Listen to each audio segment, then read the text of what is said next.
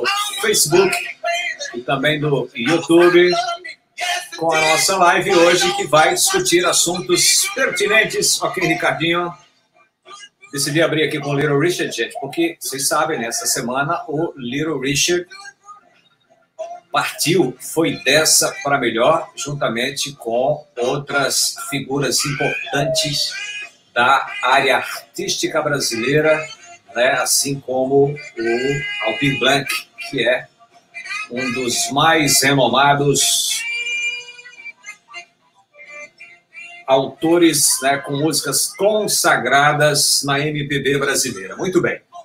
Vamos lá? Já estamos por aqui no nosso Facebook, no nosso YouTube também. Já vi que o meu amigo Pablo Dantas já me compartilhou por aqui, pelo Facebook também. E hoje, senhoras e senhores, vamos discutir com vocês a pandemia do novo coronavírus, que tem imposto uma verdadeira transformação no mercado artístico. Teatro, cinema, galerias, museus, centros culturais, centro de artesanato, academias de dança e outros centros e modelos de fomento à arte e à cultura simplesmente estacionaram. A paralisação também está acontecendo no setor produtivo. Produções teatrais, musicais, cinematográficas estão inativas, atrasando por completo o cronograma dos produtores, causando prejuízos imensuráveis e um desemprego em escala crescente. Pesquisa recente da Universidade Federal de Minas Gerais aponta que as atividades culturais fora do domicílio foram as que mais sofreram com o advento da pandemia do novo coronavírus em razão do isolamento social. Praticamente 100% das atividades foram paralisadas e os prejuízos podem chegar às cifras de 11 bilhões de reais. Simplesmente, né? Por isso, nossa live de hoje discutirá como o artista tem enfrentado a pandemia do coronavírus. A política cultural nos níveis federal, estadual e municipal, a Lei Nacional de Emergência Cultural e outros assuntos relacionados à arte. E para isso, nós convidamos o produtor cultural e presidente do Museu do Mamulengo de Glória do Goitá, o nosso querido Pablo Dantas. E aí, querido Pablo? Olá, Djalma. Muito obrigado, viu? Muito obrigado pelo convite. É um assunto muito importante que a gente precisa discutir, conversar. A classe artística, os produtores, os demais interessados, enfim, estão buscando reflexões sobre esse momento de pandemia, de quarentena e de sufoco, completo e total sufoco da classe artística. Obrigado pelo convite, tenho acompanhado as suas lives e tenho gostado muito, é um prazer estar aqui com você. Que bom, a sua palavra balizada é muito satisfatório, né? Você é um cara da arte, você entende do assunto, do riscado, como se diz. Nosso outro convidado é Wesley Fontinelli, ele que é professor de teatro da Prefeitura do Rio de Janeiro e doutorando em artes pela UERJ, que está conosco aqui na conexão. Oi, Wesley, tudo bom, querido? Tudo bem, Djalma? Boa tarde. Queria agradecer pelo convite, agradecer a Pablo também, e acho que é um assunto muito importante que a gente tem que realmente debater, que é nesse momento tão grave do país, um dos mais graves dos últimos 100 anos, que é como que os nossos artistas vão sobreviver e passar por esse momento. Muito bem. A gente, obviamente, espera que você que está em casa possa conosco participar do programa, né? A gente pode chamar isso de programa, porque é um verdadeiro programa que a gente vai fazer aqui, debatendo assuntos de tamanha importância. E, obviamente, se você puder, compartilhe aí na sua fanpage, no seu perfil, a nossa live, para que a gente chegue com essas informações, com esse nosso debate rico, como eu tenho a plena convicção de que será, né, a mais gente, tá bom? Vamos fazer esse orgânico funcionar. Gente, eu queria começar perguntando para vocês qual a real situação do artista nesse momento, né? Como o artista, isso em todas as esferas, em todos os níveis da arte, tem se virado com essa paralisação total. Quem pode começar para mim fazendo essa observação? Faça as honras da casa, professor Wesley. Obrigado, Pablo. Djalma, eu penso o seguinte, eu acho que quando a gente fala dos artistas, muitas vezes a opinião pública acha que a gente está falando de artistas assim como Marília Mendonça, Luan Santana, artistas midiáticos. E quando a gente fala de artista, de como que os artistas estão passando esse momento, como estão vivendo esse momento, a gente está falando de trabalhadores, tá? Então, assim, a gente quer, né, a gente fala de como que eles estão vivendo esse momento, de como que os artistas, como trabalhadores, estão vivendo esse momento. Então, você imagina só, e aí eu começo a pensar de exemplos de colegas e de amigos daqui do Rio de Janeiro. Imagina uma pessoa que ela é operadora de som, ela opera o som de um espetáculo teatral e ela sobrevive com a diária que ela ganha a cada vez que ela vai, que ela às vezes atravessa um lado da cidade para outro, tá? Para operar o som de uma peça ou a luz de uma peça. E aí, todos os teatros fechados. Então, assim, a situação para os artistas, tá? Para os artistas que são, como eu disse, trabalhadores, operários, está muito difícil nesse momento, né? Que é essa crise sanitária, que é a pior dos últimos 100 anos.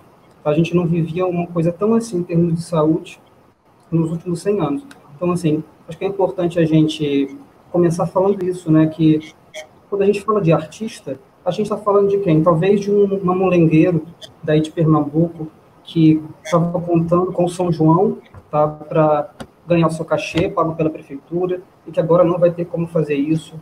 A gente está falando desse exemplo que eu dei de um colega que é operador de som e precisa de uma diária, tá, para sobreviver. A gente está falando de um ator, de uma atriz que, com a bilheteria de uma peça de teatro, tá, paga suas contas e vive. Então, assim, a gente não está falando, quando a gente fala da necessidade de um projeto para a cultura, da emergência do setor cultural, a gente não está falando de grandes artistas. Melhor dizendo, a gente não está falando de artistas midiáticos. Tá? A gente não está falando de Marília Mendonça, e assim, estou falando desses artistas porque são artistas que estão na mídia, que a gente sabe que estão fazendo sucesso, e que não são os mais afetados. Tá? Teoricamente, tem uma condição financeira, interrompendo, né?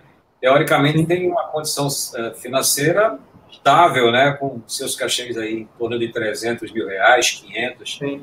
Imagina, é o que um trabalhador muito provavelmente trabalhará por anos, né? E esses artistas midiáticos, como você falou, levam isso numa noite.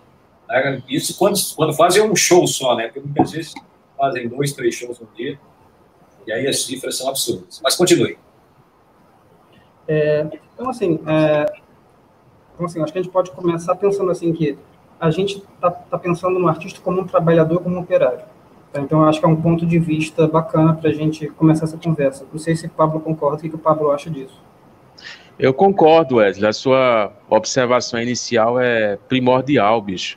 A gente tem que realmente ver o artista como classe trabalhadora. Né? Existe o artista glamourizado, certamente essa linha Wesley Safadão, Marília Mendonça, sobretudo a classe artística, né? Não precisa absolutamente fazer live nenhuma para sobreviver, eles estão muito bem garantidos para o resto da vida e dezenas de gerações de sua família. A gente está falando do artista da ponta, né? Que está lá no dia a dia, o exemplo que você citou dos mamulengueiros.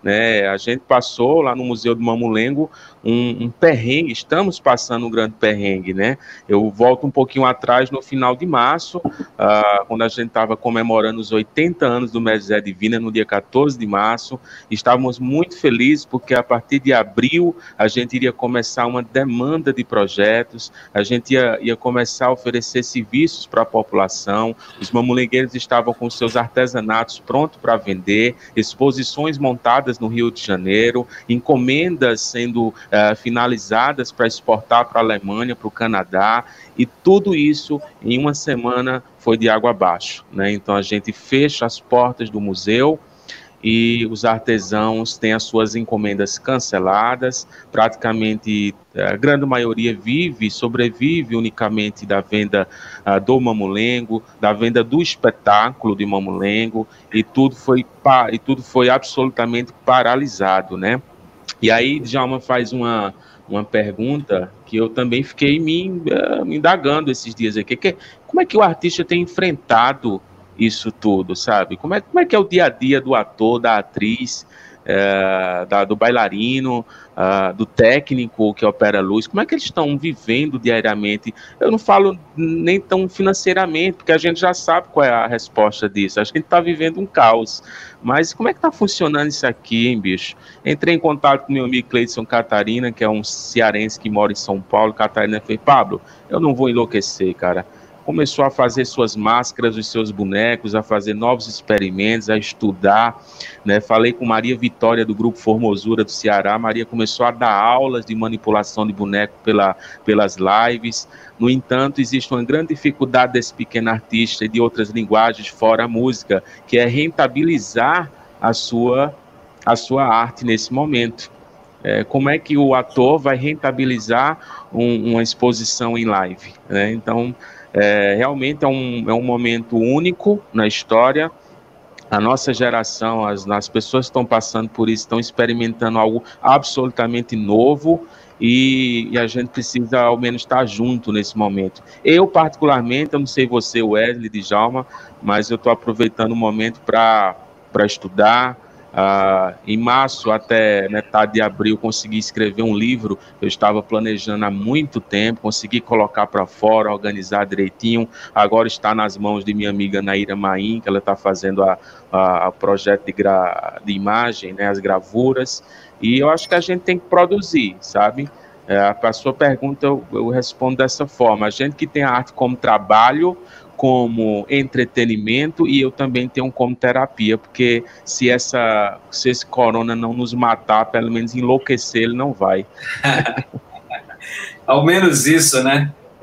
Sem querer polemizar ainda mais esse assunto dos grandes artistas, né, os midiáticos, até as lives desse pessoal, né, eles ganham dinheiro, né? Vocês já perceberam que as lives estão todas pulverizadas de neon, de propagandas, né? Enfim, as marcas de cervejas estão ali em todas elas, e elas não estão por acaso. Esses caras não perdem tempo, não, né? Não existe almoço grátis, não, gente. Então, enquanto você está em casa imaginando, eita, fulaninho está fazendo uma live, preocupado comigo em casa, mas me ajudando, sem ganhar dinheiro, eu digo, mentira, isso é balela, né? Entendeu? Claro que isso faz parte do jogo, e as pessoas, obviamente, consomem esse tipo de material, então que seja feito. Eu tinha uma pergunta para fazer mais adiante, mas aí eu já queria adiantar para a gente não ir e voltar no assunto. Vocês não acham, então, que esse modelo aí que se criou de lives, né, que caiu no modismo, até a gente está nessa vibe agora também, isso poderia se estender também para o teatro, né, o pessoal que faz dança, enfim, e fazer lives também mais acentuadas, com a frequência que está se fazendo na música também? O que é que vocês acham? Pode começar. Posso? Olha, não existe teatro online, né? Não rola, né, Wesley? Eu acho que, inclusive, a minha amiga Maria Vitória, se for é televisão, né? Bicho, aí não dá. Teatro é a arte da presença, né? Tem que ter calor, sentimento, tem que suar ali perto do público para... E aí, eu fui assistir um espetáculo, eu disse, eu vou passar por essa experiência, sabe, Djalma, Wesley, eu disse, eu preciso viver isso. E aí, uma amiga anunciou uma apresentação, na verdade, um pocket, né, de um espetáculo. E aí eu fui assistir, eu quero viver isso. E, cara, sinceramente, a gente aproveita um pouco, talvez escuta um pouco a dramaturgia, analisa aquilo, mas eu não estava assistindo um espetáculo de teatro, né? Eu não estava assistindo isso. É um recorte muito minucioso da grandiosidade do espetáculo teatral. Então, há linguagens que se deram bem com essas lives. E a que se deu bem foi a música, né? Até porque serve de entretenimento maior. No final de semana, há uma porrada de lives. Wesley Safadão, Mastruz com Leite, Acisão, vamos lá, o Seu Valença. E aí você compra a sua caixinha de cerveja e fica ali escutando a live e batendo um papo com o artista que você gosta e tal. Mas isso não acontece com o teatro, né? Isso não acontece com a dança. Isso não acontece com o circo. Isso, sabe? Então, para essas outras linguagens, a live realmente não facilitou essa comunicação, nem muito menos, na minha opinião, ajudou a rentabilizar algo de maneira prática e objetiva, né? Perfeito. Djalma falou dessa questão dos artistas sendo patrocinados, né? Não sei se vocês têm acompanhado, mas parece que já tem uma diferença em relação às lives que estão sendo feitas agora e as lives do começo da pandemia. Porque com o passar do tempo, você vê cada vez mais as lives e os artistas anunciando seus patrocínios, seus patrocinadores. E tem para mim que no começo era uma estética mais simples, era o artista e o violão em casa. Agora, cada dia que passa, as lives estão ficando mais complexas. Então, assim, parece que já tem até uma mudança nisso. Essa questão do teatro ao vivo, né, das lives de teatro, tem sido, né, um assunto que tem sido discutido bastante, né? Eu acho que eu não tenho, assim, uma opinião muito a respeito ainda, né? Mas tem gente que, não é teatro, ou outras já defendem que é uma nova forma de se exibir teatro. Eu acho muito interessante porque a gente está vivendo isso e parece que até a partir dessa pandemia, até novas questões artísticas e conceituais das artes vão aparecendo, né? Parece que, assim, novas questões estão sendo discutidas. Se eu faço uma live de uma performance, por exemplo, isso continua sendo uma performance, ou a performance precisa desse contato ao vivo? Então, assim, a gente tem visto agora, assim, eu acho que mais que perguntas do que respostas mesmo. Certamente. Perfeito. Concordo.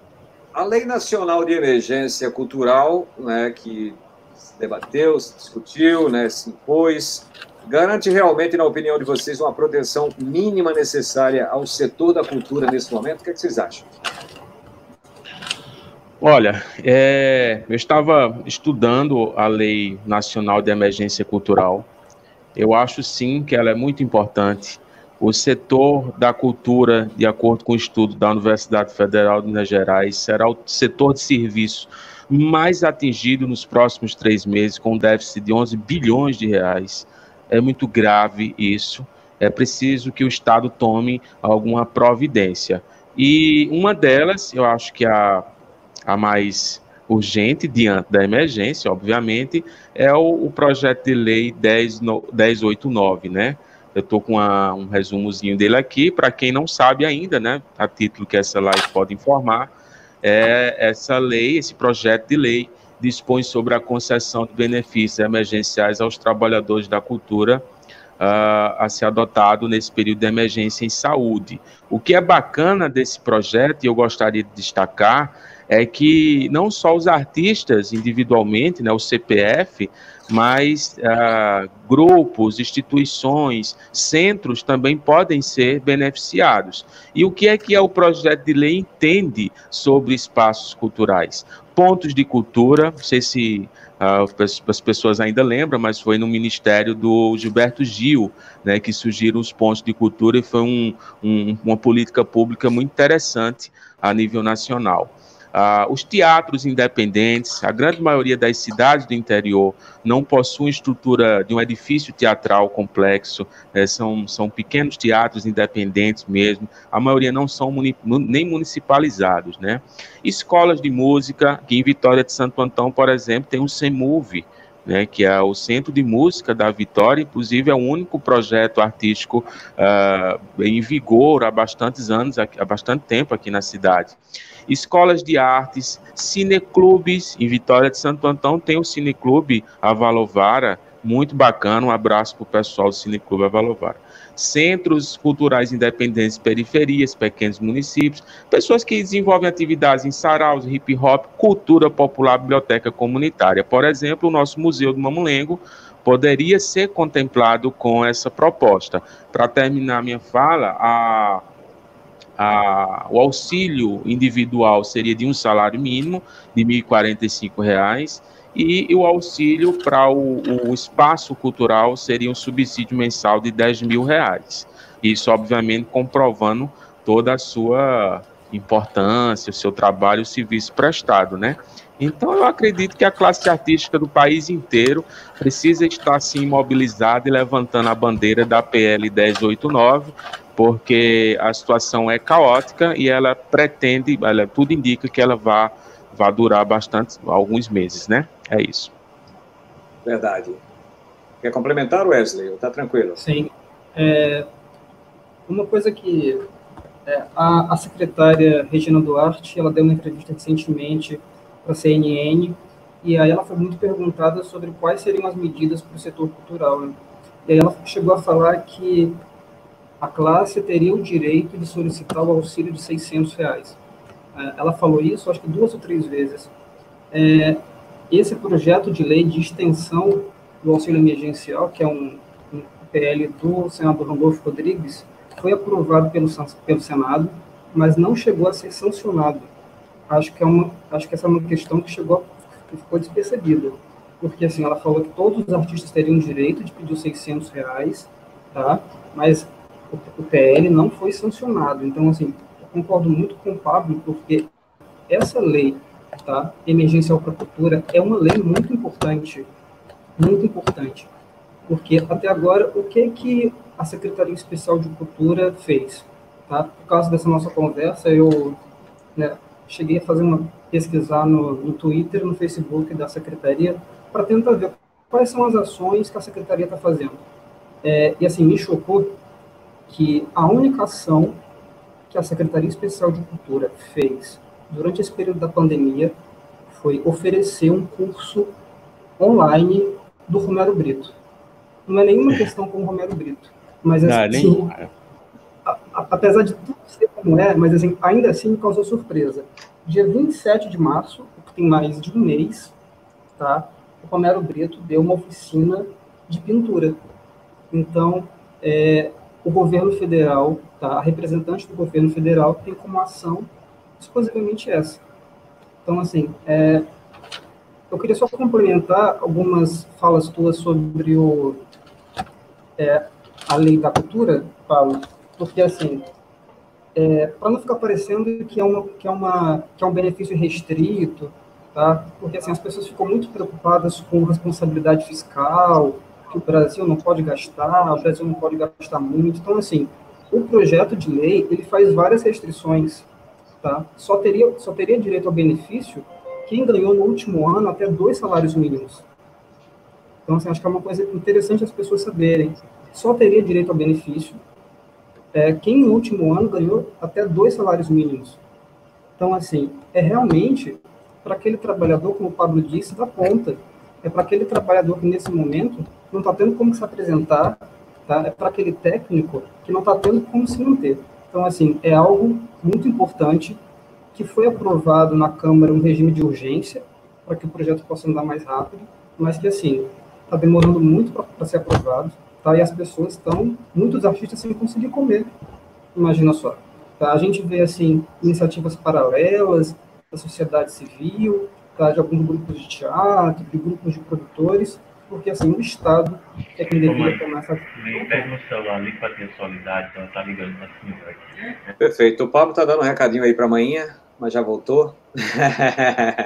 Deve porque tive um probleminha aqui. Veja bem, tem uma pergunta sua sobre, lá na frente, Djalma, talvez sobre a política cultural a nível federal, mas já que o Wesley tocou... Isso, perfeito. Já ia poder trazer para o debate já essa discussão, né? Como é que está nesse momento a política cultural, e aí a gente olha nas 3 esferas, né? A partir desse viés federal, estadual e municipal, para a gente poder trazer o debate aqui para pertinho da gente também. Pegando o gancho de Wesley sobre a nível federal, é muito confuso, né? Aliás, não é confuso, cara. É preciso taxar imediatamente de grande irresponsabilidade, né?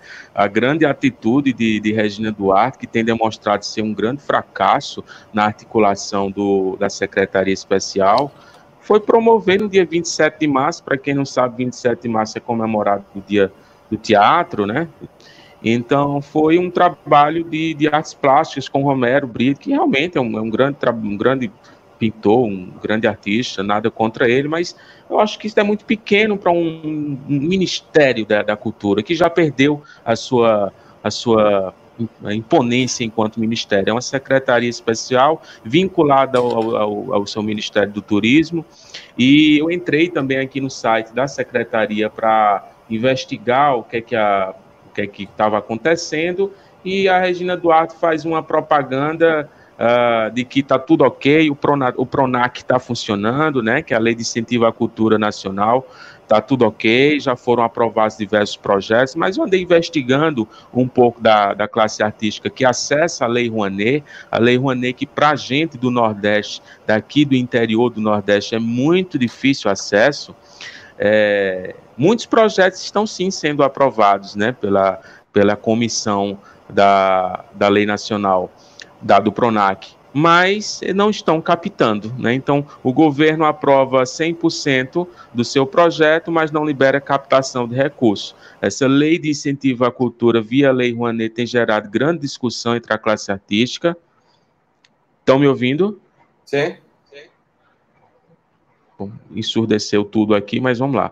Tem gerado grande problema, né, com a classe artística, houveram sérias restrições, e essa Secretaria Especial de Cultura, em 1 ano e 4 meses, em 1 ano e 5 meses do presidente Jair Bolsonaro, tem demonstrado realmente não só um grande fracasso, mas uma grande política de combate à arte brasileira. Lembrando que, recentemente, quem estava à frente dessa secretaria era o diretor Roberto Alvim, e Roberto Alvim foi demitido justamente porque deixou tudo muito claro, o discurso hegemônico, egocêntrico, eurocêntrico, nazista, estampado na testa dele, obviamente com a aval da presidência, e caiu fora. Entra a Regina Duarte, que deixou claro que não tinha condições de assumir, mas mesmo assim o presidente a convida para tocar o barco de uma secretaria, de um ministério importantíssimo para o país. É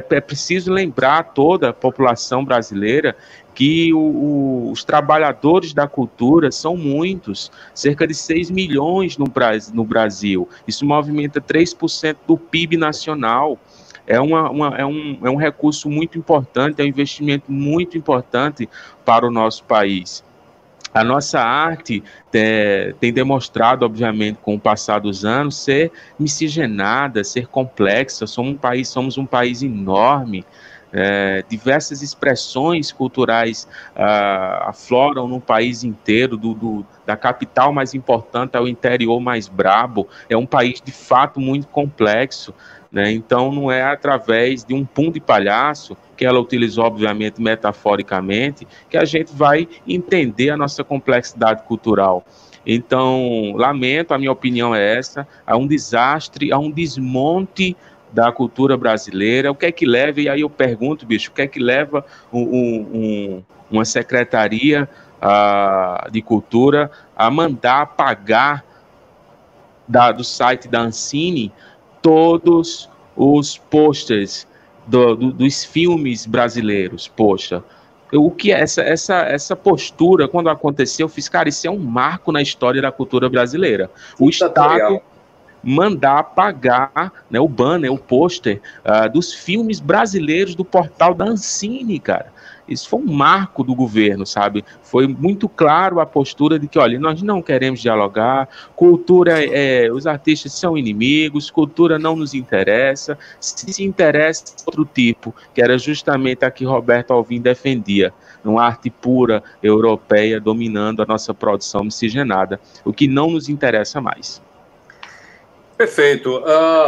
Eu queria fazer uma pergunta especificamente para o Pablo, mas aí o Wesley pode ficar à vontade para interceder, né, fazer algum complemento a respeito. O Pablo, você tem batalhado constantemente. Deixa o Pablo falar com a mãe dele, senão ele não vai conseguir me ouvir, né? A pergunta é para ele aqui, ó. Aliás, enquanto o Pablo conversa com alguém aí, ó, deve ser a mamãe, né, Pablo? Djalma, posso então aproveitar para fazer um comentário? Pode sim. Fica à vontade.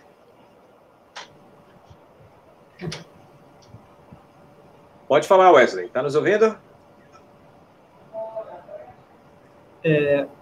O Pablo falou que entre 5 e 6 milhões de pessoas, né, são entre 5 e 6 milhões de artistas. Sim? Me ouve? Eu estou ouvindo. Me ouve, Djalma?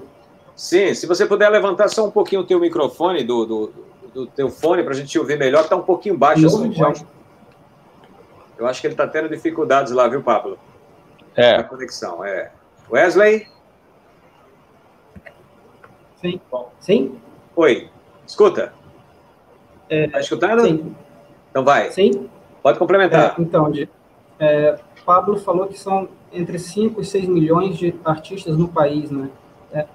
E dentre esses 5 ou 6 milhões, Pablo, são 75% de trabalhadores informais. Tá? Então, você imagina, são 3 milhões de artistas, nesse momento, que não têm o direito de solicitar os R$600 de auxílio emergencial, e que não tem nenhuma outra medida do governo federal. Então, assim, e realmente é entre 2% e 3% do PIB, 2% e 3% do PIB nacional é do setor cultural.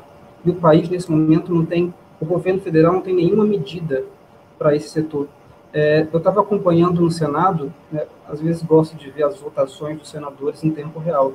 E aí as próximas pautas do Senado vão ser auxílio para as companhias aéreas e auxílio para o setor privado da saúde. Então, assim, qual é o país que a gente quer? Qual é o Brasil que a gente quer? É um país que coloca na frente uma ajuda financeira muito provavelmente bilionária para o setor aéreo, para as empresas aéreas, para o setor privado de saúde nesse momento, e que os artistas são completamente preteridos. O Júlio de Pipi, que sempre enriquece o nosso debate, trazendo dados importantes aqui, ele já observou, o governo vai disponibilizar 5 bilhões de reais para o setor de turismo, crédito extra para reforçar o Fundo Geral do Turismo, o FUNGETUR. E aí ele põe aqui de onde foi a publicação, segundo ele, da agência, repórter da Agência Brasil, Brasília. Obrigado, Júlio, as suas observações sempre pertinentes. Eu queria agora fazer uma pergunta específica aqui para o nosso colega, o Pablo, né, que é a seguinte, Pablo, eu tenho visto que você tem batalhado, eu só não, né, toda a sociedade vitoriense, quem acompanha as suas redes sociais, você tem batalhado constantemente por uma política de incentivo aos artistas, né, de que é preciso modernizar a gestão cultural e parar de vez com essa política de balcão, né, digamos assim. E recentemente você publicou que o orçamento para a cultura em Vitória de Santo Antão, o município onde estamos hoje, onde você atua como artista, um dos municípios que você atua como artista também, né, que meu amigo Wesley já passou, segundo ele, por aqui, né, não parou, mas passou, soma hoje quase 6 milhões de reais que deveriam estar disponíveis para o incentivo à cultura só aqui no município. E aí eu queria fazer essa pergunta para você, Pá. Queria que você explicasse como é que você chegou primeiro a esse número, né, e o que realmente está faltando para que os artistas sejam beneficiados com esses incentivos. É isso, Djalma. A gente vem tentando discutir em Vitória de Santo Antão desde o ano 2015, aliás, há mais tempo, mas a partir de 2015 a gente tentou buscar os mecanismos legais, né? Não adianta a gente gritar, pegar microfone e rasgar discurso se a gente não entende a parte burocrática também do processo de lei de incentivo e tal. Então, em 2015, a gente funda o Conselho Municipal de Cultura para tentar viabilizar esses recursos para a cidade, né? Então, fundando o Conselho Municipal de Cultura, a gente passou 2 anos estudando o SNC, né, o Sistema Nacional de Cultura, se aprofundando em política cultural, em mecanismos de incentivo, estudando outros planos de outras cidades do sul do país, do norte. Fizemos uma grande escuta aqui em Vitória de Santo Antão, através de conferências, através de fóruns. A classe artística participou muito da elaboração do Plano Municipal de Cultura, que é lei municipal, é a Lei 4.166/2016, passou a vigorar em janeiro de 2017. Então, a gente criou os mecanismos legais para que Vitória tivesse um Fundo Municipal de Cultura, assim como há um Fundo Nacional de Cultura, assim como há um Fundo Estadual de Cultura aqui em Pernambuco, chamado de Funcultura. Então, nós lutamos muito por isso, né?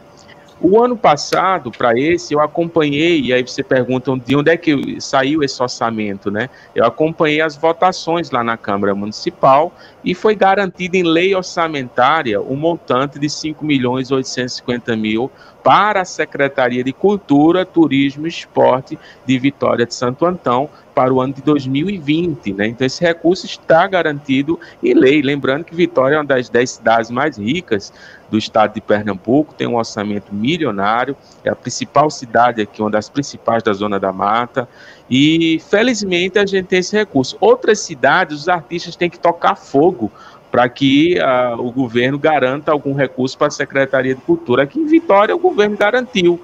No entanto, a nossa indagação é que desses milhões, nada foi destinado ao Fundo Municipal de Cultura.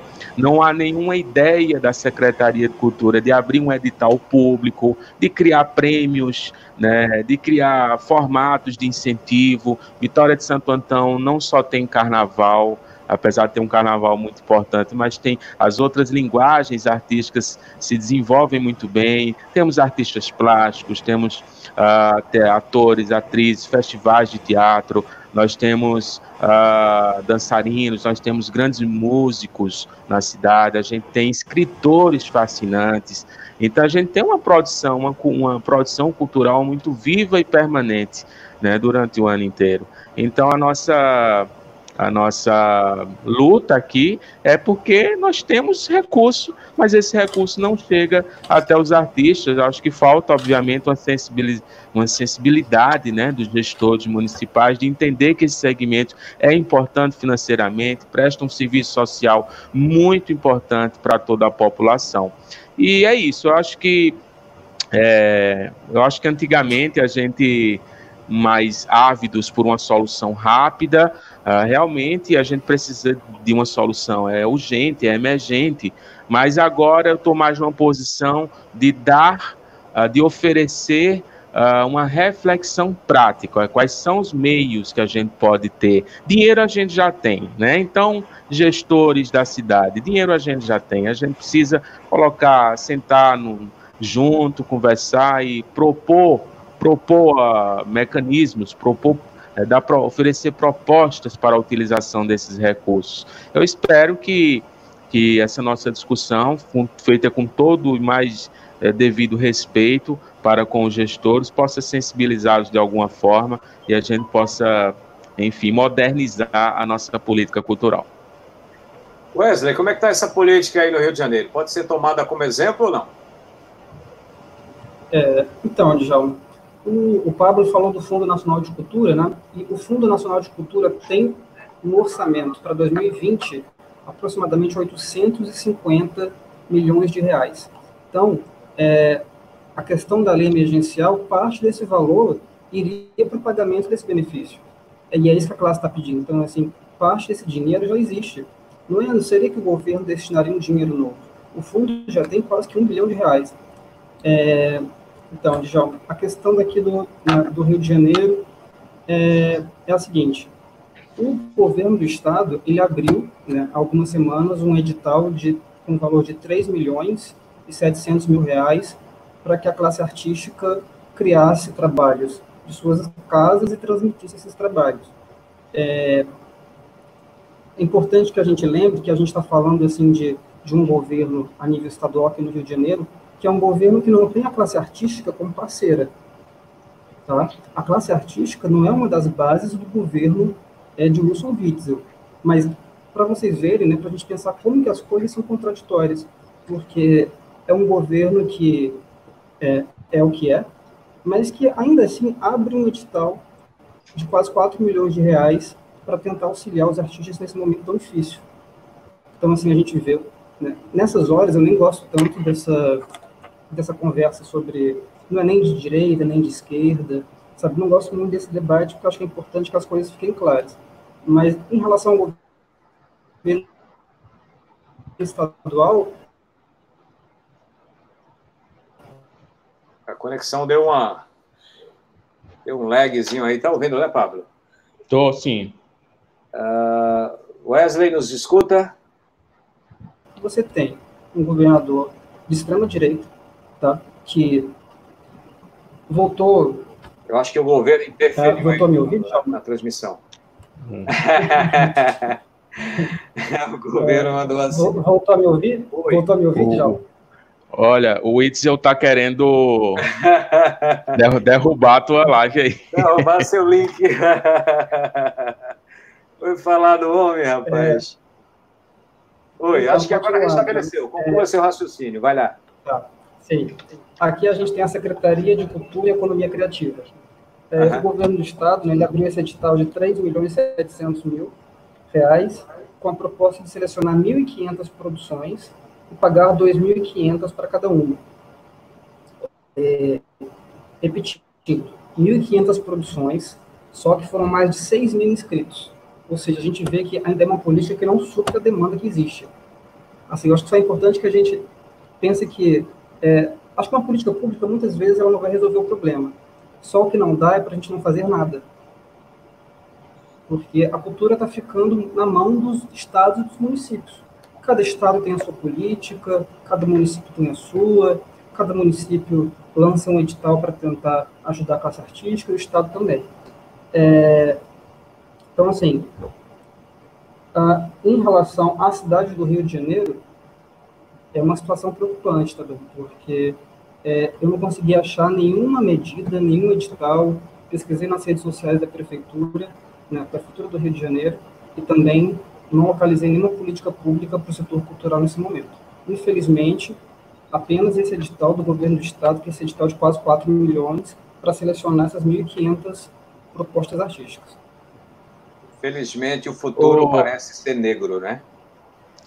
Djalma. Imaginemos o futuro. Oi, Pablo. Djalma, Wesley, me permita, dentro do assunto, ler o comentário de uma pessoa chamada Mirelle Figueroa, e ela comenta o seguinte: falta a classe artística se manifestarem, né, de forma correta e procurar seus direitos. Se ficar esperando, não vai sair. #fato. Concordo em parte com Mirelle. Sabe o que é que acontece?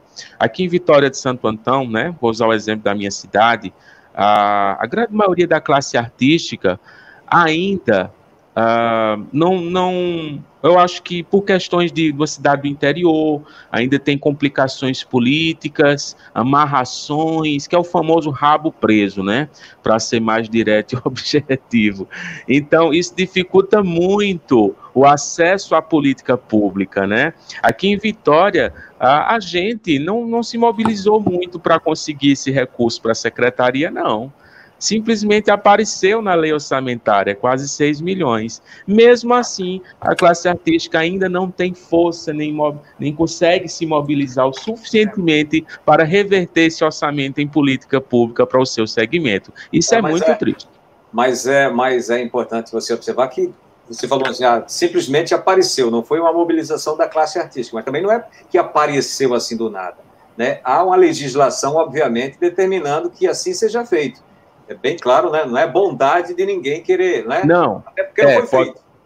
Né? Acho que me expressei mal, mas, por exemplo, se a gente tem no governo do estado de Pernambuco, no Fulcultura apenas, no Fulcultura, o valor de 41 milhões de reais para 2020, é porque a classe artística de Pernambuco, sobretudo as associações, as instituições de Recife, pressionam e estão mensalmente nas reuniões lá na Fundarp, né, conversando e pressionando a classe. Os conselhos funcionam, as curadorias funcionam, né? Então, assim, aqui a gente não precisou gritar muito para que o governo destinasse 5 milhões e 850 mil para a Secretaria de Cultura, né? No entanto, a gente ainda não consegue se mobilizar. Fica meu recado, não é preciso apontar o dedo, gritar, maltratar, não. Mas eu acho que a gente já é adulto o suficiente para poder sentar, juntar a galera, saber que esse orçamento é público, é nosso, ele precisa ser destinado para ações práticas. Aqui em Vitória de Santo Antão, a gente poderia ter um prêmio de literatura, e aí vou dar a sugestão, né, porque a gente fala demais, política pública, política cultural, o que é isso? Afinal de contas, né, os gestores estão preparados para promover isso na cidade. A gente pode criar aqui um edital público no segmento de música, no segmento de teatro, são 2 segmentos muito fortes na cidade. A gente poderia criar um incentivo através de premiação literária. Temos grandes escritores, para não falar do grande Osman Lins, que eu acho que é um exemplo mundialmente conhecido, né? Então, assim, a gente pode sim, com esse orçamento, criar muitas possibilidades, mas se a classe artística não tomar consciência que deve partir dela a mobilização, pode ter certeza, meus amigos, que, sobretudo aqui no interior, absolutamente nada vai sair. Pode parecer um pouco clichê falar isso, mas a gente ainda vive isso, e se a gente ainda vive isso, é preciso ser falado, né? É importante também frisar que esse orçamento, quando se fala de cultura dentro de um município, né, e aí teoricamente, ou sei lá, ou legalmente se fala também da contratação de artistas, né, para as grandes festas, e aí Carnaval, São João, né, com cachês, que a gente já falou aqui no início da nossa live, exorbitantes, não é verdade? Fulano, cicrano, e a gente escuta isso todos os anos, né, veio a vitória, mas o cachê foi 300 mil reais, foi 400 mil reais. Quanta coisa na arte não se poderia fazer com esse dinheiro, né, dentro de um município. 400 reais para o Teatro de Vitória, Ave Maria, Vitória ia virar... Djalma, eu vou lhe dar um exemplo. Eu vou lhe dar um exemplo aqui, viu?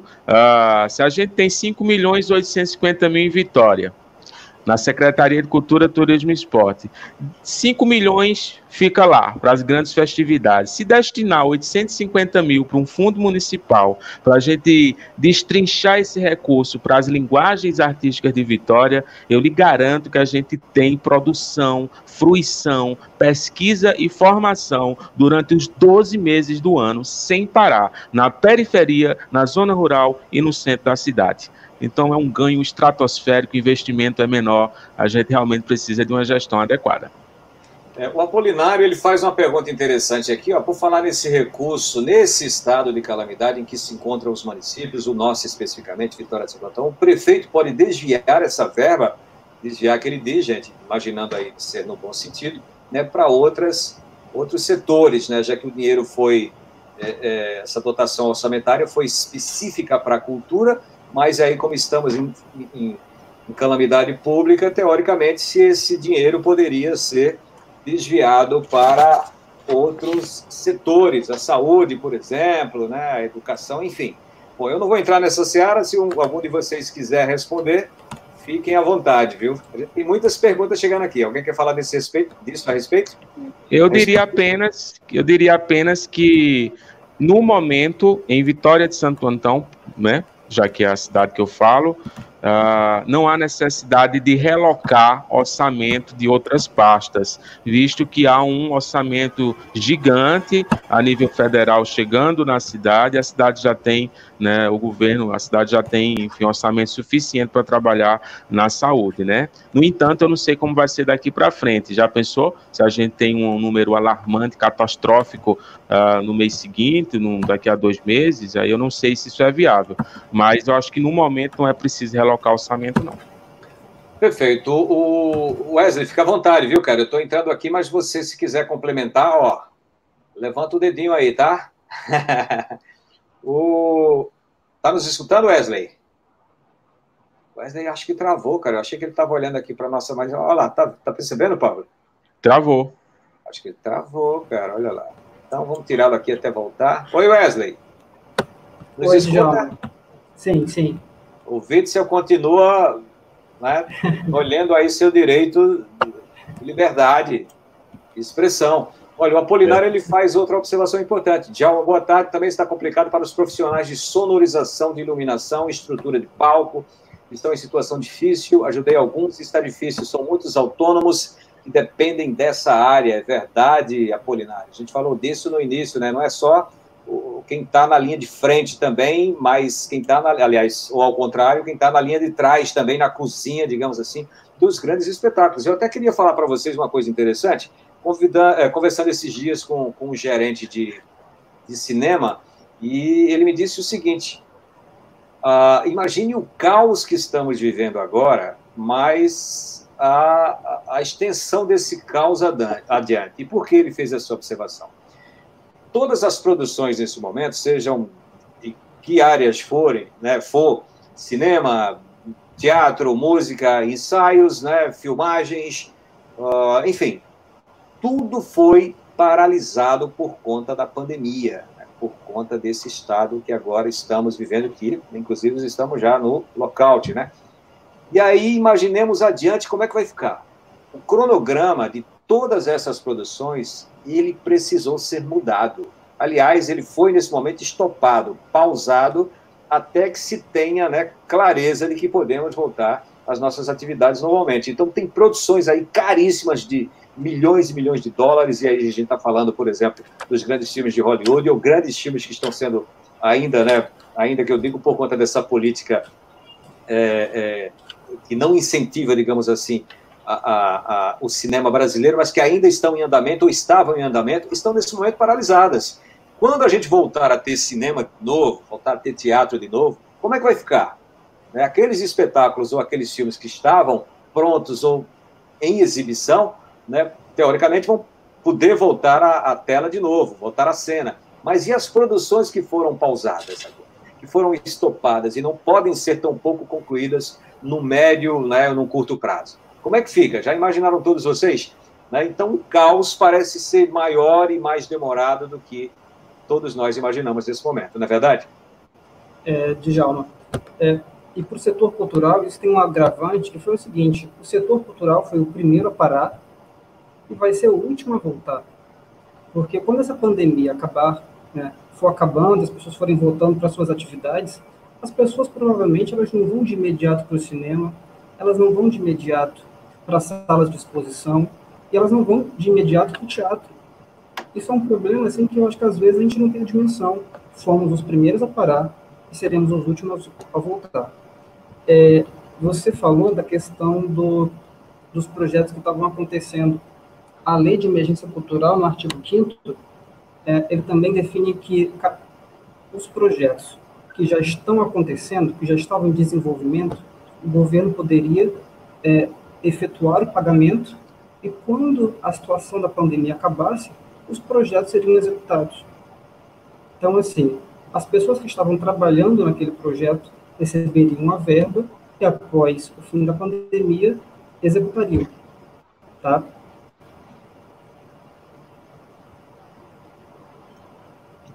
Oi, Wesley. Cortou um pouquinho o seu sinal, viu? Oi? Foi, cortou. Tá. Me ouve, Djalma? Sim, agora sim. Ontem, em relação às peças, né, como que vai ser, se a gente vai ter material artístico para exibir após o fim dessa pandemia? Ontem eu estava assistindo uma live com a Anissete Bruno, a Léa Garcia e a Eva Vilma. Era uma live com as três. E aí, assim, a gente tem, pelo menos aqui no Rio de Janeiro, peças que estavam prestes a serem, né, prestes a estrear. Anissete Bruno comentou que no primeiro dia da pandemia, no primeiro dia de fechamento dos teatros, seria o dia em que ela ia estrear uma peça dela. Então, assim, a gente tem material para apresentar. A questão, acho que principal quando a pandemia acabar, as pessoas vão voltar para o cinema como antes? Quanto tempo que as pessoas vão demorar para encher novamente as salas de cinema? Eu vi uma outra live em que o Marcelo Freixo, deputado federal pelo PSOL, citou o filme do Mário Gelber, que é um filme sobre a ditadura e sobre, né, o papel do Mário Gelber na ditadura. E aí o Freixo cita que a equipe do filme está muito preocupada, porque é um filme que se espera que tenha um impacto, né? Era um filme que já teve várias estreias marcadas, e agora ia estrear, não lembro exatamente qual era a data, mas ia estrear por agora, e agora não vai poder. Então, assim, é realmente um cenário preocupante, porque a pandemia vai acabar. No dia seguinte, o comércio vai abrir, e os teatros, e os cinemas. É interessante essa colocação de Wesley, porque, lendo o estudo publicado pela Universidade Federal de Minas Gerais, ele fala que o setor cultural, esse setor cultural de prestação de serviço daquela fora de casa, né? Aquele que você precisa ir até ele para ter o contato físico, esse sim sofrerá um abalo grande, porque as plataformas de streams da Netflix estão bombando, né? O cinema está fluindo, mas por outro caminho, né? A música está fluindo por outro caminho, né? As plataformas estão lotadas, né? Esse serviço de aglomeração de pessoas é que vai realmente sofrer um abalo, e Wesley tem razão, será o último a começar, né? Aqui em Vitória, quem é que vai lá no Silogeu? O Silogeu tem 240 lugares, né? As cadeiras são coladíssimas, né? Quem é que vai lá, pós-pandemia, assistir um espetáculo, né? Para que a gente volte a funcionar a normalidade, para que a gente volte a se encontrar sem sem medo de estar um próximo do outro, acredito que vai demorar bastante. Portanto, essa classe precisa realmente de uma atenção especial. É verdade. O Felipe Costa, ele está fazendo exatamente essa observação. O Felipe, que é advogado, esteve com a gente aqui dias atrás, falando dos direitos do trabalhador nesse momento de pandemia, e ele diz o seguinte, olha, o comentário dele vai exatamente dentro do que vocês, né, puseram agora. Acredito que haverá um novo mundo pós-pandemia. Receio que o cinema seja substituído pelas plataformas de streaming. O que acham? Caso haja uma tendência nesse sentido, como ficaria o teatro? Complicadíssimo, né? Complicadíssimo. Professor... complicadíssimo. Essa questão, assim, eu acho que essa pergunta do Felipe é muito boa, né? E eu tenho visto, assim, várias polêmicas, várias discussões. A gente já chegou a mencionar isso, né? Gente que fala que isso não é teatro, então fala que esse teatro exibido virtualmente é uma nova forma de fazer teatro, né? Assim, essa, digamos assim, entre aspas, morte do teatro já aconteceu em outros momentos da história, né? Quando surge o cinema, as pessoas pensam, o teatro vai acabar. Depois, né, surge a televisão, agora o teatro vai acabar. Então, assim... O rádio também, né? O rádio. Chegou a televisão, né? Tem um diretor russo que chamava Meyerhold, e aí ele dizia algo assim, que apenas o teatro que incorporar o cinema vai sobreviver. Acho que é um pensamento interessante. Então, assim, hoje a gente vai para o teatro e a gente vê uma relação do teatro com o cinema, uma relação do teatro com outras artes. A gente ainda... É difícil a gente ficar trabalhando muito com o si, né? Porque, assim, o si não existe. A gente não sabe quando que isso vai acabar, de que forma que vai acabar. A gente também não sabe como que o teatro, após o fim disso tudo, vai trabalhar com isso, como que o teatro vai incorporar essa nova relação entre pessoas. Por exemplo, eu até comentei com o Pablo que essa é a minha primeira live. Eu nunca tinha feito uma live. Então, assim, acho que isso para a maioria das pessoas é algo, assim, extremamente novo. E, assim, o teatro vai ter que encarar isso em algum momento, vai ter que encontrar uma forma de trabalhar com isso. A gente ainda não sabe como que vai ser. Tá vendo, né, Pablo? Desvirginamos, né, na live o nosso colega Wesley. Como é que tá sendo, Wesley, a sua primeira vez? Tá legal? Tá gostando? Tá confortável? Tá sendo ótimo. Olha aqui, eu tô recebendo aqui agora um cafezinho aqui, rapaz. Não, é um suquinho aqui, olha que maravilha. Olha! Obrigado, minha gatinha. Tem que fazer uma média, né? A minha gatinha, rapaz, ganhando um suquinho assim na live. Dentro daquilo que você falou agora, Pablo, o Júlio, né, que você, voltando àquela seara que estávamos discutindo aqui sobre os orçamentos do município, ele diz o seguinte: a despesa liquidada em Vitória de Santo Antão em 2019, quer dizer, no ano passado, ou seja, o que foi pago, representou 288.769.882 reais. Aí ele põe 2 unidades orçamentárias. Não entendi bem, mas ele põe aqui Secretaria Municipal de Cultura, Turismo e Esporte. Não sei se ele quis dizer que parte desse orçamento, acredito não, obviamente esse valor não foi gasto dentro da Secretaria Municipal de Cultura, mas parte desse orçamento ele quis dizer que esteve, né, empregado aqui dentro dessa área de da Secretaria Municipal de Cultura, Turismo e Esporte. A Mirelle Figueiredo, ela volta a participar dizendo o seguinte: teatro não acabará nunca, ele é insubstituível, ele faz parte da vida e história. Já tivemos outras pandemias e vamos superar e o teatro vai saber voltar da melhor forma. É verdade, eu adoro ver filme em casa, né? Eu, aliás, tenho visto tudo que é possível na Netflix, né, nos canais a cabo, mas o prazer de você ir ao cinema é inigualável, gente. A sensação de você estar dentro do cinema, eu nunca vou deixar de ir no cinema. E eu sei que ele nunca vai deixar de existir, porque, como eu, milhares de pessoas também pensam dessa forma. Idem para o teatro, cara. Tem nada mais prazeroso. E aí, quando eu questionei lá no início da live, por que, Pablo, não está levando o teatro também nesse momento, nesse modismo de lives, nesse momento, para as redes sociais? Aí você foi bem claro, bem incisivo. Cara, teatro não funciona sem plateia, não é verdade? Então, aquilo ali se conecta de uma forma absurda. Então, não dá para imaginar tão pouco que fiquemos sem teatro, tão pouco que as pessoas deixem de gostar de teatro. Isso não vai existir nunca, né, gente? Eu acho que tão logo a gente vai se... bem nem que se faça, só te interrompendo, nem que se faça como se faz agora nos lugares que você vai, né? Esses dias eu precisei ir num local e lá estava na recepção uma cadeira em cada uma marcada. Sente aqui, nessa não sente. Nem que a gente vá ao teatro ou ao cinema e as cadeiras cheguem lá, o cara já compre, o cara, eu quero a cadeira 3, ele disse, não, essa não pode ser vendida, só a 4. Só os números pares, amanhã só os números ímpares. Eu acredito que, né, pelo menos dessa forma a gente vai conseguir.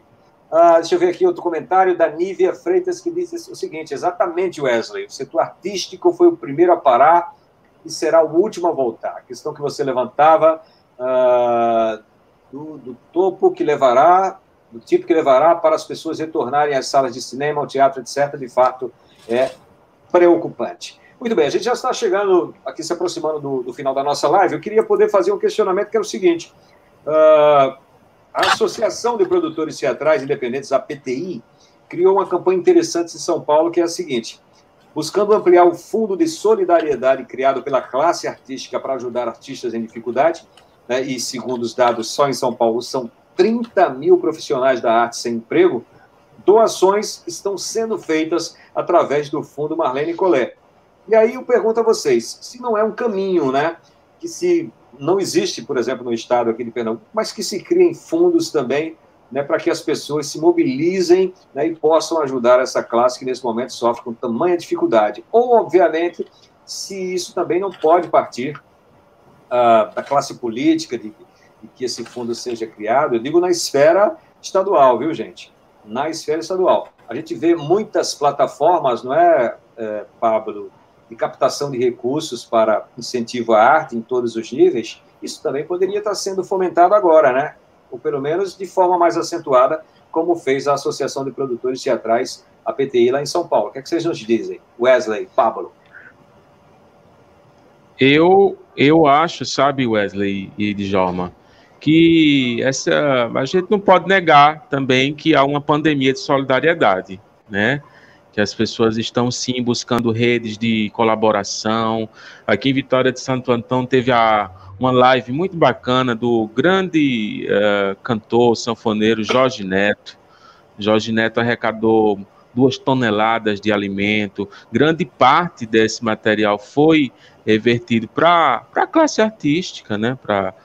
Grande parte foi revertido para a classe artística. Parabéns, Jorge Neto, pela mobilização. Houve outra live também com o pessoal do Brega, né, cantoras que se mobilizaram em prol exclusivamente da classe artística. Então, há uma solidariedade latente.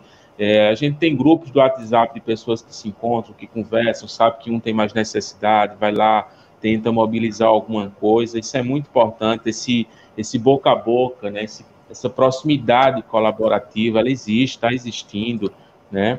Eu acho que o que nesse momento, o que a gente precisa que eu acho que tem uma força maior, né?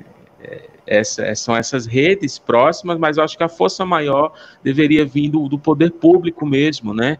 Enquanto que a gente aqui, num boca a boca, sua muito para tentar mobilizar, sei lá, R$500, R$1.000 para transformar em cesta básica, a gente tem 5.850.000 parados lá na secretaria que poderiam ser revertidos em alguma ação prática, para a classe, né? Eu não sabia, não estava ciente dessa Associação de Produtores Teatrais Dependentes, muito importante. Queria informar também a população, sobretudo aos artistas e produtores, que entrem no site da Fundarp, né, cultura.pe.gov, que é o site da Secretaria de Cultura do Governo do Estado. Existem diversos editais abertos. Se a gente não está podendo receber agora, nem captar agora, mas vai plantando uma sementinha, porque no segundo semestre, o ano que vem, vai sair. Tem edital do Fucultura está aberto, edital de audiovisual. O pessoal da música, eu acho que já deu uma encerrada. Existe um microprojeto cultural. Eu não paro de trabalhar, trabalho todos os dias escrevendo projetos, já pensando nisso, né, de que o Wesley tem razão, a gente vai demorar um pouco a voltar à normalidade. Então, estou plantando minhas sementinhas, né? Então, é o recado que eu deixo em relação a essa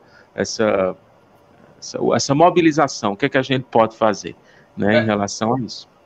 Só complementando ele aqui, viu, Wesley? O Pablo, eu sou testemunha viva, né, de que esse incentivo, esse fomento, ele funciona, né? E o Pablo também, né? A gente conseguiu captar recursos através do Fundo Nacional de Cultura, eu para viabilizar o filme A Hecatombe do Rosário, né? Que era o fundo estadual, né? Fundo estadual, né? O fundo estadual, não, mas o meu também teve aporte do Fundo Nacional de Cultura. Foi, que bom. Foi alocados através da Fundarp, né? Porque vem exatamente daquela captação via Ancine, né? Eu sou produtor independente também de comerciais, então, para quem não sabe, e até para as pessoas entenderem melhor, toda a produção que ela é feita para uma televisão, por exemplo, e agora já está sendo cobrada, inclusive, para as redes sociais, por exemplo, a Volkswagen faz uma grande campanha de mídia para a televisão ou para as redes sociais, e eles precisam pagar uma taxa, um pedaço do investimento para a Ancine. A Ancine, né, que é a Agência Nacional de Cinema, aloca esses recursos através do Fundo Nacional de Cultura para o fomento à arte no país, a arte cinematográfica, já que vem da Ancine. E parte desses recursos também vem para os estados para que sejam distribuídos através dos seus fundos estaduais. E assim que foi feita a minha captação, né? Então, eu posso dizer, funciona. E se você tiver um grande projeto, um projeto interessante, né, Pablo? Que tenha, obviamente, uma qualidade e tenha base, digamos assim, não tenha dúvida de que o seu projeto será bem observado pela curadoria e, quem sabe, né, se for realmente um bom projeto, aprovado, você possa produzir como nós produzimos com dinheiro público, digamos assim, fomentando a nossa arte também. Vai, Wesley. Aqui no Rio, Djalma e Pablo, tem também a PTR, que é uma associação de produtores de teatro do Rio de Janeiro. E eles têm feito várias ações com lives. Ontem teve essa live que eu falei da Eva Vilma, com a Léa Garcia, live com diretores como Zé Celso, Amir Haddad, e sempre pedindo o quê? Que as pessoas doem. Tá? A associação está entregando um cartão VR, né, um cartão refeição, para pessoas da classe que se inscrevem, e a ideia é que, quanto mais você doa, mais pessoas têm a condição de receber esse cartão. Então, assim, quem estiver assistindo a gente, seria bacana se entrasse no Facebook da APTR, no Instagram, para acompanhar essas ações, se puder doar. Tá? Agora, eu concordo muito com o Pablo quando ele fala que seria muito importante se a gente tivesse o poder público atuante, porque, do meu ponto de vista, eu acho que o Estado tinha que tomar para si a responsabilidade pelo que está acontecendo. Tá? A gente tem, assim, 5 milhões de artistas, 3 milhões de artistas informais, e passando por toda essa dificuldade. Essa rede de solidariedade que você falou, de doação via WhatsApp, dessas associações ajudando, tudo muito bacana, tudo muito importante, mas a gente num país que tem um fundo, tá, com 890 milhões de reais disponível para ser utilizado esse ano. Qual é o sentido da gente não fazer uso desse fundo? Você falou dos 5 milhões de reais aí em Vitória, Pablo. O governo federal tem um orçamento para a cultura esse ano de 890 milhões. Será que é pedir demais que o trabalhador da cultura receba um salário mínimo até o fim dessa pandemia? É um questionamento a se fazer, né? Realmente a resposta parece ser bem clara, né? Amigos, estamos chegando no final da nossa live. Eu queria deixar vocês à vontade, né, para suas observações finais. A Edjane diz aqui, ó, abraço meu chefe Pablo e meu amigo Wesley. Tchau, Titinha, nossa querida amiga mamulengueira. É de Glória do Goitá. De Glória do Goitá, no Museu do Mamulengo. Muito bom, cara. Como é que tá seu trabalho lá, bicho? Rapidinho aqui pra gente poder. Como é que tá aquele projeto maravilhoso lá que você tem encabeçado como presidente agora, né? Eu estava falando na outra live que eu fiz com o Dr. Igor, que minha primeira ação como presidente do museu foi fechar o museu. Nesse momento, foi minha primeira... Eu disse, bicho, comecei minha gestão tendo que fechar o museu, cara. Obviamente com o apoio de todos os artesãos e mediante a situação catastrófica e cuidando da nossa saúde, da saúde de todos. Foi uma decisão muito importante e imprescindível. Mas é isso, assim, eu fiquei muito feliz de ter assumido a gestão a presidência da Associação de Mamulengueiros, junto com o Museu do Mamulengo, porque é uma entidade, é um trabalho, é um movimento importantíssimo para o Brasil inteiro. A gente tem um respaldo de instituições também fora do país. O mamulengo é um brinquedo popular secular, né? E que o que eu quero dizer é que ele serve de entretenimento e sustenta muitas famílias, sabe? Lá em Glória de Goitá, muitas famílias vivem, né, do mamulengo. Então, eu me sinto honrado em poder contribuir, colaborar com a vida, com o sustento de pessoas. Isso me deixa muito feliz. E com a ajuda de Titinha, que foi presidente durante 10 anos dessa instituição, eu sou o primeiro presidente homem, né? O mamulengo tradicionalmente sempre foi brincado por homem, né? Sempre foi muito machista, e as mulheres tomaram de conta dessa associação desde 2003, e durante esse tempo todo elas fizeram excelente gestão. Eu sou o primeiro presidente homem e toda a diretoria é mulher, então só por isso eu decidi assumir. Elas realmente são muito importantes, as mulheres são geniais nessa brincadeira. Titinha, o meu abraço, todo o meu respeito. Perfeito. Seu mandato é de 2 anos, né? Você, eu espero que não sejam 2 anos de pandemia, porque se for, eu vou ficar muito frustrado. Não vai ser não. E você tem muito a dar àquela instituição, né? Aquele patrimônio dos glorienses. Maísa diz aqui, muito inteligente esse professor, acredito que seja, né, para o Wesley. É sua aluna, Wesley? Maísa Torres? Não. Então deve ser do Pablo. Alegria de conviver com o seu trabalho. A Maísa ela é inspetora da minha escola. Se for essa Maísa, é a Maísa inspetora da escola. Certo. Está aí no Rio, claro, né? A Mirelle diz aqui, para finalizar, parabéns, meninos, ótima e pertinente essa live. Wesley, você se saiu muito bem na sua primeira live. Pablo, nunca desista do interior do nosso estado. Djalma, que venha mais lives, abraço. Essa é incentivadora, você viu que ela falou de todos nós, né? Que bom. O Júlio disse o seguinte, parabéns, Djalma, os amigos Pablo e o professor Wesley, aguardando o imposto de renda dos amigos para ser destinado ao Fundo Municipal de Cultura de Vitória. Eu só estou aguardando o número da conta do Fundo Cultura de Vitória. Tá bom, meu amigo, um abraço para você. Júlio de Pipia não vai ser mais conhecido como Júlio de Pipia, não. Vai trocar, vai ser Júlio do Imposto de Renda. Júlio do Imposto de Renda. A Maísa corrigiu aqui, sou agente educadora, viu? Muito bem, Maísa. Meu palco diz o seguinte, Glória de Santo Antão.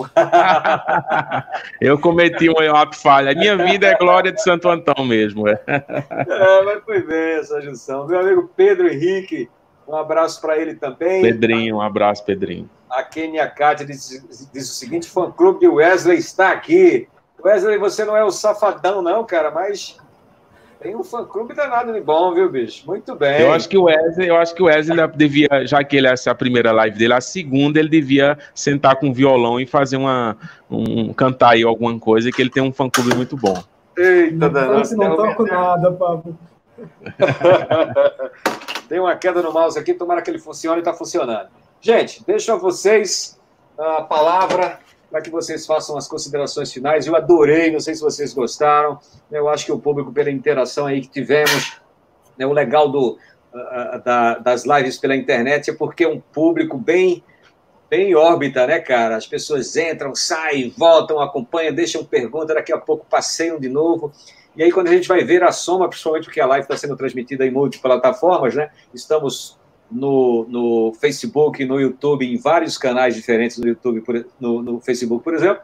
Então, a gente fica muito feliz por todos vocês que interagiram conosco, não só aqueles que interagiram, mas aqueles que passaram, né, assistiram um pouquinho da nossa live ou acompanharam na íntegra desde o início. Eu espero que tenha sido bem interessante o papo para vocês também, como foi para todos nós.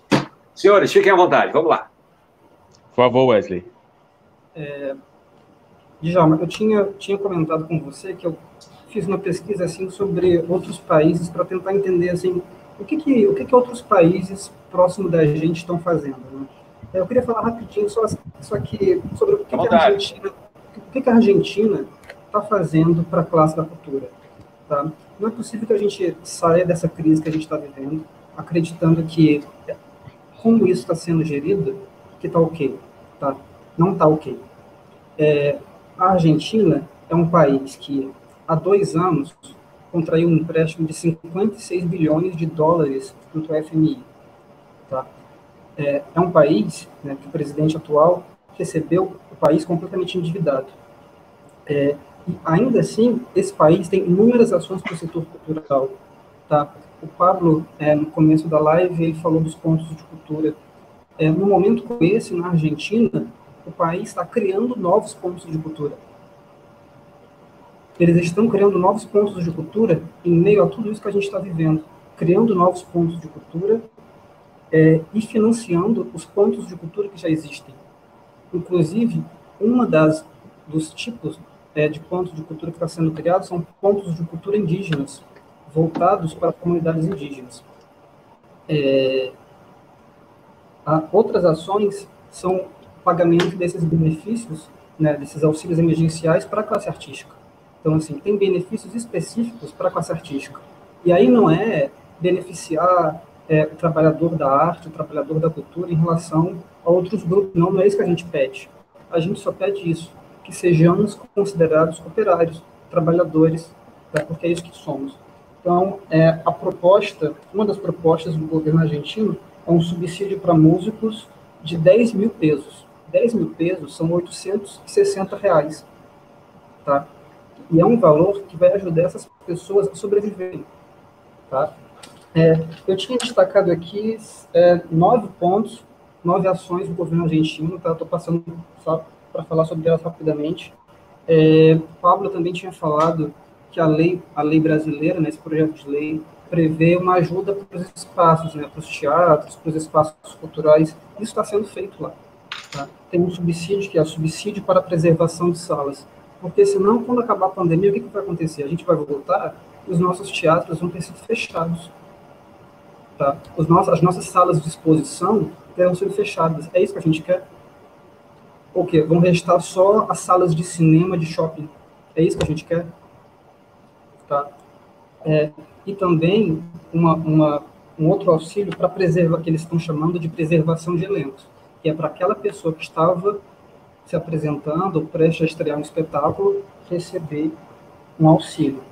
Tá? Então, assim, eu não estou falando assim, de um país europeu, não estou falando da Alemanha, não estou falando da França. A Argentina é um vizinho nosso. Tá? É um vizinho nosso que está com um momento fiscal complicado.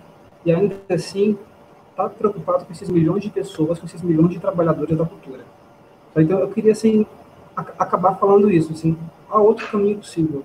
Há outro caminho possível que não seja só, né, de colocar o ônus disso tudo nas nossas costas. Muito bom. Pertinente as suas observações. Pablo Dantas. Olha, eu queria finalizar dizendo que, a nível federal, Regina Duarte não representa a classe artística, está nos fazendo um grande mal e temos que levantar a bandeira contra o desmonte da cultura nacional. A nível estadual, eu gostaria de dizer que o secretário Gilberto Freire Neto anda conduzindo a nossa pasta de maneira muito mais decente, né? Temos possibilidades, aos artistas e produtores acessem o site da Fundarp, existem editais abertos e é importante a gente participar dessa lei de incentivo do estado de Pernambuco, que é uma das melhores do país, é a maior do Norte-Nordeste, e os artistas precisam se apropriar desses mecanismos. A nível municipal, eu torço que a classe artística consiga compreender esse caminho, um caminho da política pública. Ele é importante, existem recursos, vai nos trazer benefícios enormes. Torço para que a classe artística seja mais independente aqui na nossa cidade. Sei o quanto é difícil assumir essa postura, eu entendo perfeitamente. E, por fim, Mando um abraço para Wesley, no Rio de Janeiro. Espero lhe encontrar aqui no Museu do Mamulengo de Glória de Goitá, na nossa terrinha maravilhosa. A todos os mamulengueiros, em especial o queridíssimo e gigante mestre Zé Divina, que completou 80 anos de muita graça, de muita festa. E a você, Djalma, hoje eu vou dormir melhor, porque sua voz é lindíssima. Obrigado, cara.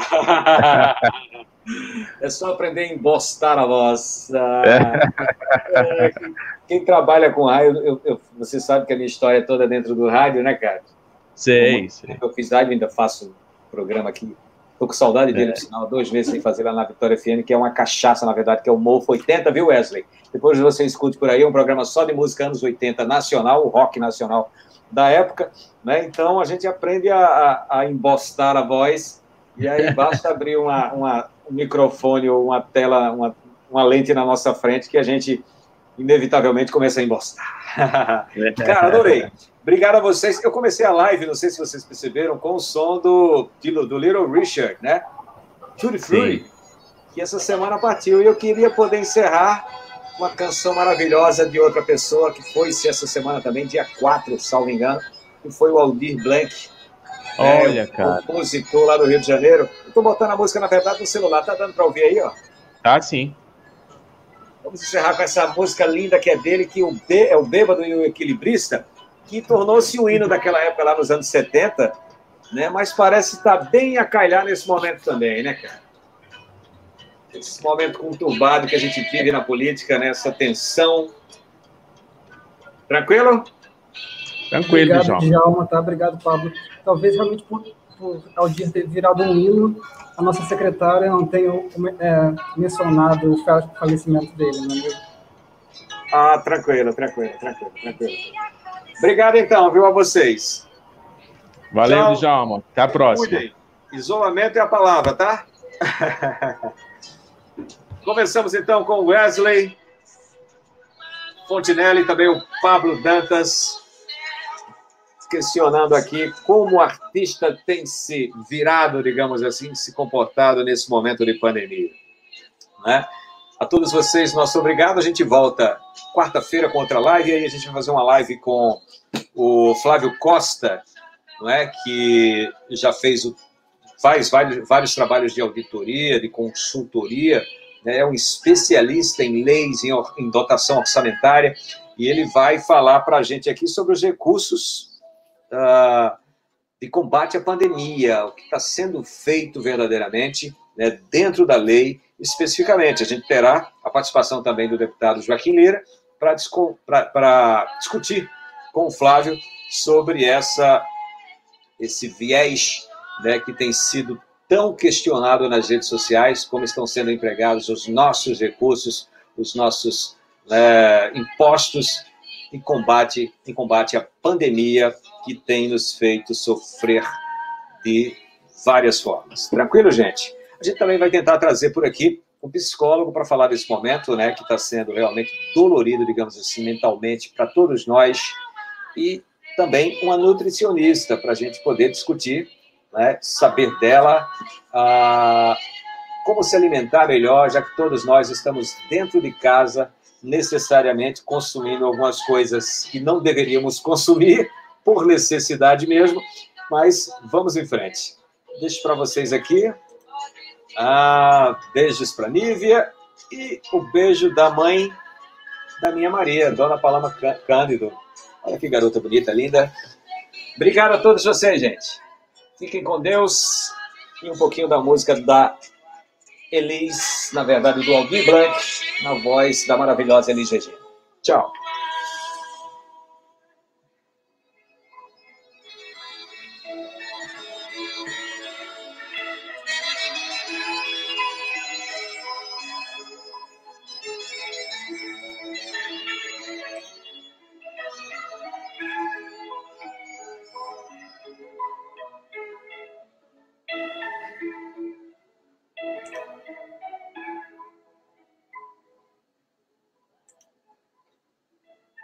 Tchau.